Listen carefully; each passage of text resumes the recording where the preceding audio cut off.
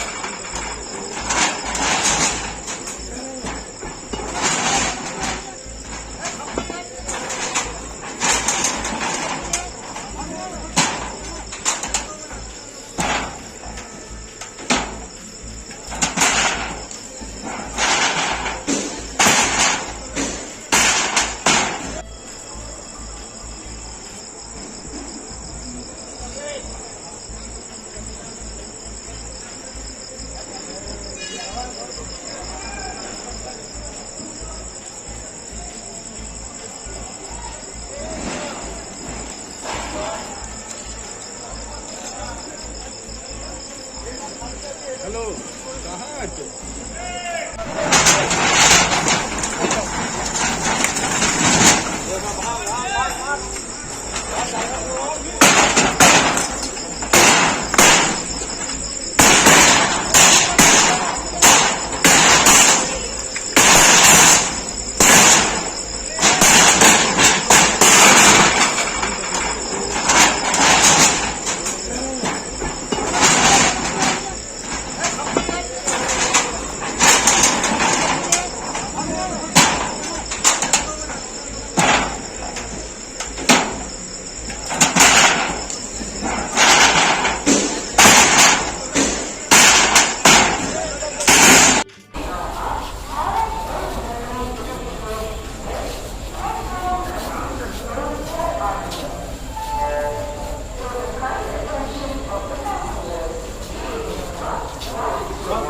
कोई ऑर्डर नहीं, सिग्नेचर नहीं है।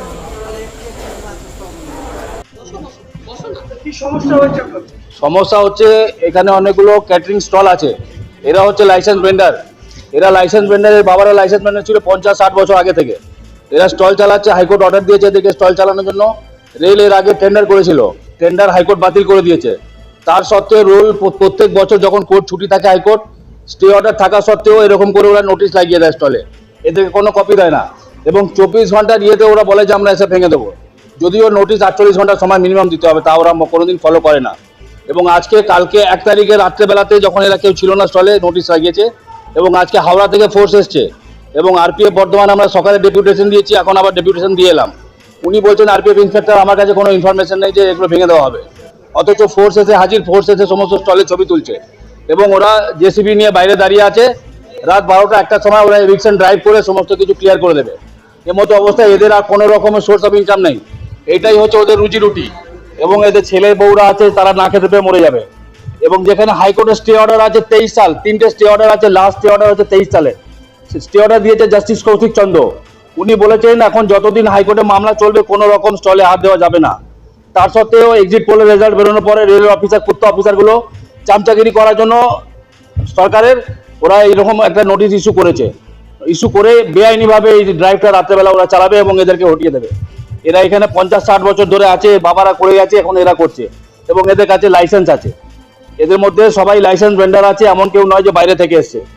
এবং এইটাই হচ্ছে এদের অনলি সোর্স অফ ইনকাম।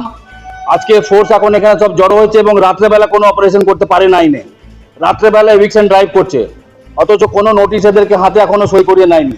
শুধু একটা নোটিশ দিয়েছে যেটা কোনো সই নেই, কোনো সিগনেচার নেই, অফিস সিল নেই, স্টলে লাগিয়ে দিয়েছে এবং সেটা বেশি জোরে এগোচ্ছে।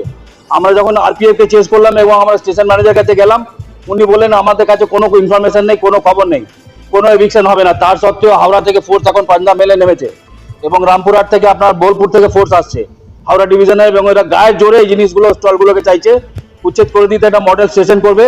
এবং যেহেতু এরা মনে করছে যে বিজেপি গভর্নমেন্ট ফর্ম করবে, এই জিনিসগুলো গা গরম করার জন্য এটা করছে। এছাড়া কোনো ব্যাপার নেই, এরা গরিব লোক, এদের কোথাও যাওয়ার রাস্তা নেই। এরা হাইকোর্ট এবং সুপ্রিম কোর্টে এদের মামলা চলছে। হ্যাঁ, সুবিধা আছে, ঠিক আছে, আমরা তো লাইসেন্স ভেন্ডার, আমাদেরকে আগে জায়গা দিতে হবে।